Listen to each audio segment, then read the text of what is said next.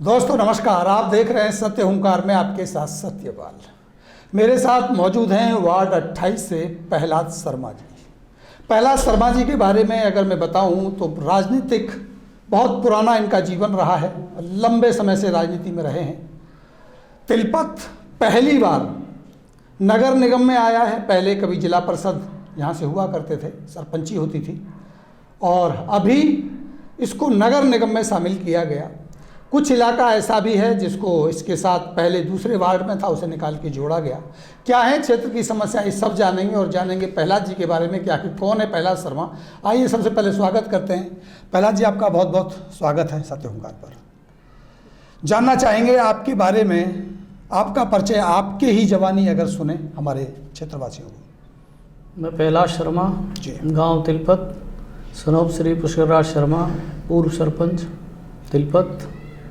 हमारे पिताजी 3 बार रहे थे सरपंच, लगातार 20 साल तक। हाँ, 22 साल 22 साल और तक। एक बार मम्मी रही थी जब लेडी सीट थी जी, तो 22 साल रहा। फिर पिछले 2015 में 16 में वोटिंग 16 में हुई थी, 15 में डिक्लेयर हुए थे।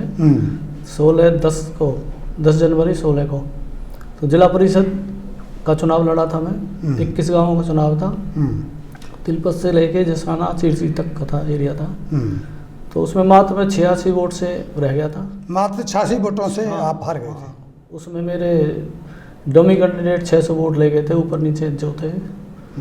तो काफ़ी अच्छा लोगों का समर्थन रहा, काफ़ी अच्छी फाइट रही लास्ट मोमेंट तक, लेकिन वो भाग्य में थोड़ा सा था। कहते हैं ना कि राजयोग भाग्य से होता है। तो थोड़ा सा रह गया, तो बाकी सब ठीक है। लेकिन हम उसी दिन से ना तो घर बैठे जी, लोगों में रहे, आते रहे जाते रहे।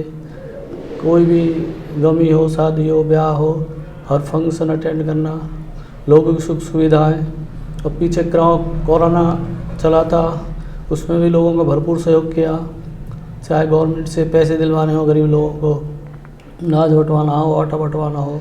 अब सबसे बड़ा सवाल ये आ गया, काम आपने बहुत किए, लंबे समय से आपके का पारिवारिक जो रिश्ता रहा वो भी राजनीति का रहा, क्षेत्र की सेवा करने में आपके परिवार भी बहुत आगे रहा, इसमें कोई संदेह नहीं है। अब सवाल ये आ गया है कि आप एक तो भारतीय जनता पार्टी के समर्थन में, भारतीय जनता पार्टी के नेता हैं। कब आपने ज्वाइन की थी भारतीय जनता पार्टी? मेरे ख्याल से 2015 में करी थी। 2015 के आसपास आपने ज्वाइन कर ली। मोदी जी के प्रधानमंत्री बनने के बाद, मोदी जी के प्रधानमंत्री के कार्यकाल से ही आप भाजपा के साथ हो गए। उनके उससे प्रभावित होकर हमने फिर बीजेपी ज्वाइन करी थी, और उस टाइम से ही बीजेपी में काम कर रहे हैं राजेश नागर जी के साथ हम। अब यही एक सबसे बड़ा दिलचस्प मोड़ आ गया है कि तिलपत में अब पार्षदी आ गई है। हाँ, और पार्षदी में भी बीजेपी से 2 बड़े दावेदार हैं, क्योंकि बीजेपी में 2 खेमे हैं, इसमें कोई शक नहीं है। आप राजेश नागर खेमे से आते हैं, एक और खेमा है जो मंत्री जी का खेमा बन जाता है। पार्टी भले ही एक है और ये सभी पार्टियों में होता भी है। अब सवाल ये है कि आपको पार्टी टिकट देगी, इस बात का आश्वासन कैसे मिले? पार्टी टिकट देगी, क्योंकि पार्टी बीजेपी ऐसी नहीं है कि ऐसी टिकट दे देती है। वो कैंडिडेट की जांच पड़ताल करेगी, और मंत्री जी से भी हमारा पूरा लगाव है, घर की तरह उनसे हमारा संबंध है। मतलब दोनों खेमों में पकड़ आपकी मजबूत है, आप ये कह रहे देवेंद्र हैं। भाई से भी, कृष्णपाल गुजर से भी, और राजेश जी तो अपने दोस्त भी रहे और भाजपा के विधायक भी हैं। तो हमारा किसी से ना तो ज़्यादा मनमुटाव रहता है, ना लड़ाई, क्योंकि पार्टी के लिए काम करना हमें तो। हाँ, और इसीलिए हम कर रहे हैं। हम वहाँ भी आते हैं, वो भी हमारे आते जाते हैं। कोई ऐसा नहीं है कि हम एक जगह बंधे हुए हैं। लेकिन 2 बड़ी चुनौतियों का सामना प्रहलाद शर्मा जी अब की बार फिर करेंगे। एक तो टिकट की जिद्दोजहद, टिकट में अगर आप कामयाब हो जाते हैं तो फिर सीट जीतने की जिद्दोजहद। क्योंकि तिलपत गांव के बारे में अगर बात की जाए, जहां तक मैं समझता हूं, पौराणिक गांव है, इतिहास में नाम रहा है, महाभारत में भी आप तिलपत का नाम देख सकते हैं। और एक सबसे बड़ी बात, तिलपत एक ऐसी जगह है जहां फरीदाबाद का हर एक नेता मत्था टेक के नेता बन जाता है। उस तिलपत में सबसे बड़ी चुनौती क्या देख रहे हैं आप? नहीं, समस्या है, हम बीच में रहते हैं, कहीं कोई समस्या होती है तो कोशिश करते हैं कि सुलझाने की, या विधायक जी से या मंत्री जी ने हमारे यहाँ करीबन 20 करोड़ रुपया दिया है पिछले 10 साल में। तो आज अगर नहर पार जाते हैं शाम को, आप देखो मेन रोड पे पल्ला पुल से लेके बंसी वाले तक लाइटें हैं। और सड़क भी गांव में तो कोई सड़क कच्ची नहीं है, कॉलोनियों में भी ज़्यादातर सड़कें बन गई हैं। अब ये नया एरिया जो फेज 3 का जुड़ा है, जो इन वार्डों से कट के हमारे में गया है, उसमें अभी कुछ ऐसा नहीं है, क्योंकि हमारा गांव पंचायत में था। तो अब हम उधर घूम रहे हैं तो काफ़ी समस्याएं हैं, लेकिन चुनाव के बाद सारी समस्याएं मिल बैठकर अभी लोगों में जाते हैं तो कुछ ना कुछ बिजली के खंभे, ट्रांसफार्मर, सफाई के काम वो कराते रहते हैं। और अगर भगवान टिकट देगा और लोगों की आस्था भी है, हमें टिकट भी मिले और लोग साथ देने के इच्छुक भी हैं। आपके क्षेत्र में दो तरह का एरिया आता है, एक आता है गांव का एरिया जिसमें पहले सरपंची हुआ करती थी, वहाँ बहुत सारे काम हुए। कुछ एरिया जोड़ा गया है अभी कॉलोनियों से निकाल के, प्राइवेट कॉलोनियों से निकाल के, लेकिन उनकी हालात बद से बदतर है। ये बात माननी होगी कि जो कॉलोनी जोड़ी गई हैं वहाँ ना सीवर है, ना पानी है, ना सड़कें हैं। कैसे उसका आप विकास करेंगे? नहीं, हो जाएगा, करने वाला चाहिए। दरअसल क्या है, हमारे जो पीछे जो पार्षद रहे हैं उन्होंने कुछ ध्यान नहीं दिया उस साइड में, और उन्होंने इसीलिए इस एरिया को कटवाया है। लेकिन मैं घूम रहा हूँ, ऐसी कोई समस्या नहीं, क्योंकि वहाँ एक बहुत बड़ा नाला जो जा रहा है हमारे यहाँ से दुर्गा बिल्डर से लेके और रेंज में जा रहा है, वहाँ के लिए अगर हम कोशिश करें तो उससे हम पानी निकासी की वहाँ सुविधा कर सकते हैं। जो नाला सेक्टर 91 से निकला है वो आपके वार्ड 28 के लगभग उस किनारे से निकला है जहां सबसे ज़्यादा समस्याओं का अंबार है। आप ये कह रहे हैं कि जो इलाका इन्होंने कटवा दिया राजनीति के तहत, जहां काम नहीं किया, उस एरिया को छोड़ के अब तिलपत में दे दिया। हाँ, तो वो अगर आदमी इंटरेस्ट लेता तो काम तो हो जाते, लेकिन इन्होंने थोड़ा सा इंटरेस्ट नहीं लिया, और इंटरेस्ट नहीं लिया इसीलिए वो एरिया कटवाया है। अब उन्होंने हमारे में कर दिया, लेकिन हमें तो काम करना है ना, तो लोगों को मान सम्मान मिला। पहली बात तो ये कि काम कम हो, लोगों को मान सम्मान मिलना चाहिए, ना तो किसी को मान सम्मान मिला, ना काम हुए, तो लोग निराश तो हैं। और ऐसा है कि हमारा जब तक जो 70-80% सूरदास कॉलोनी, संजय कॉलोनी और न्यू तिलपत, बिहारी कॉलोनी, हरकेश नगर और गांव तिलपत में लगभग 80% काम हो गए हैं। वहाँ कुछ सुविधा हैं, मूल सुविधाएं हैं जो थोड़ी दिक्कत है, तो वो उसको भी करेंगे। और यहाँ का 80% काम भगवान अगर आशीर्वाद मिलेगा पार्टी का तो 1 साल के अंदर अंदर सारा हो जाएगा। क्योंकि हम तो क्या है कि हम ना गाड़ी में घूमते, हम तो अपने वार्ड, पुराने वार्ड जो पुरानी पंचायत थी हमारी, उसमें स्कूटी पे ही घूमता हूँ मैं तो हर हफ्ते। आज भी स्कूटी पे चल रहे हैं? हाँ, स्कूटी पे चलता हूँ। नए जो एरिया जुड़ा है उधर ही गाड़ी लेके जाता हूँ, क्योंकि लोग सोचे कि कहीं कैंडिडेट ऐसा ही तो नहीं है। मतलब आप कह सकते हैं कि अगर ईश्वर आपको, बाबा जी की अगर कृपा हो जाए और आप पार्षद बने तो सबसे पहली प्राथमिकता कौन से क्षेत्र को देंगे? तिलपत वाले पार्षद बनेंगे, तिलपत में काम करेंगे, या कॉलोनियों पे ध्यान देंगे? ध्यान तो दोनों जगह देना पड़ेगा। जहाँ हमारे, मैंने बताया आपको 20% काम रह रहे हैं, 20% को भी लेके चलेंगे, और जो वहाँ 80% रह रहे हैं उस पर थोड़ा और ध्यान देंगे, ताकि उनको भी जल्दी से जल्दी सुविधा मिल जाए, ताकि हम जल्दी से जल्दी कवर करके और लोगों के साथ उनके उठ बैठ के उनकी जो हमें वो वोट देंगे तो उस पर हम थोड़ा खरा उतरें और हम पे विश्वास करें, ताकि आने वाले चुनावों में विधायक भी, MP का भी, मंत्री जी का भी आएगा, विधायक जी का आएगा, तो फिर हम उनके बीच में जाएंगे तो कम से उनको हम उस चीज़ को हम वोट में कन्वर्ट तो कर देंगे। और पार्टी करना सबसे कठिन और कड़वा सवाल, अगर बाई देवी आपको मौका नहीं दिया पार्टी ने, पार्टी के साथ रहेंगे या निर्दलीय? नहीं, पार्टी के साथ रहेंगे। विधायक जी, MP साहब साथ रहेंगे, हमें क्या करना, अलग इधर जाएंगे उधर जाएंगे, ऐसे तो घूमते रहेंगे, फिर फायदा क्या है? मतलब मौका मिले ना मिले पार्टी के साथ खड़े रहेंगे। बड़ी पार्टी को ज्वाइन किया तो ये थोड़ी है कि अब इधर जाएँ उधर जाएँ, खाली हमें पार्टी जुड़े रहेंगे। MP है, MLA है, उनका साथ देंगे, काम करेंगे उनके साथ लग के। MP वाले खेमे में या MLA वाले खेमे में? ना, दोनों में ही करेंगे, दोनों खेमों में पकड़ है। आज मुख्यमंत्री जी आए थे फरीदाबाद में, आपकी मुलाकात हुई?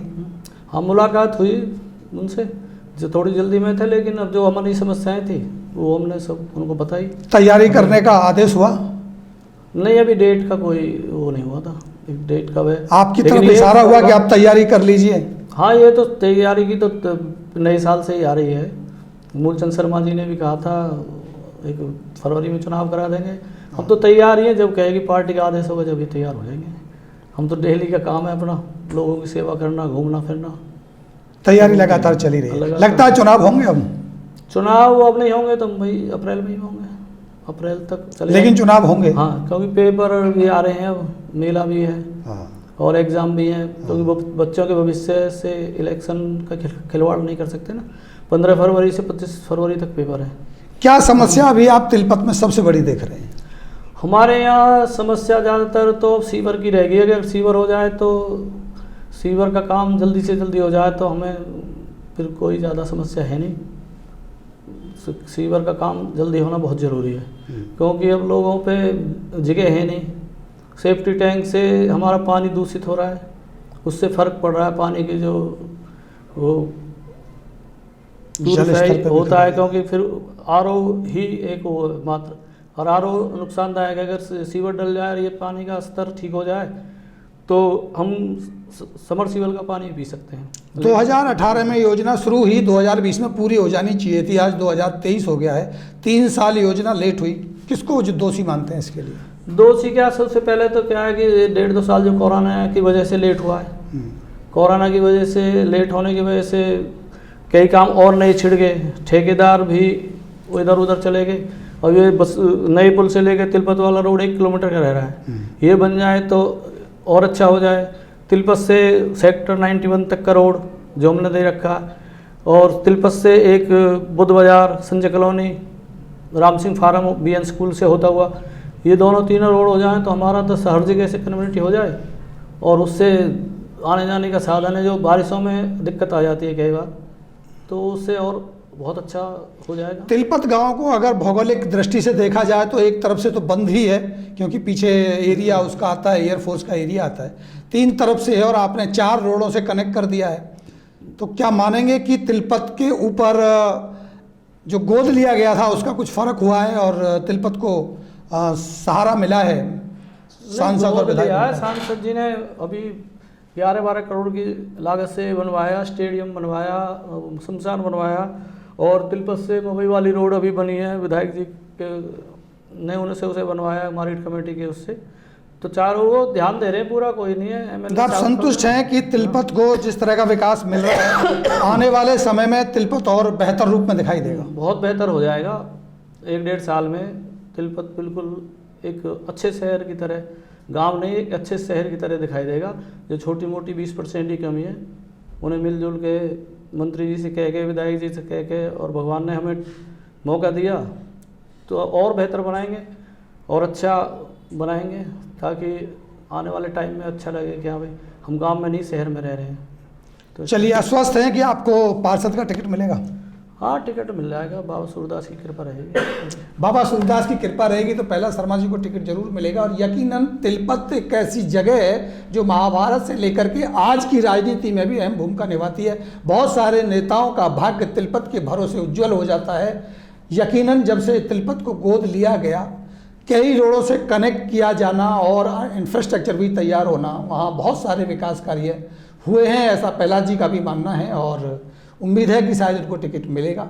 लेकिन मुकाबला कड़ा है।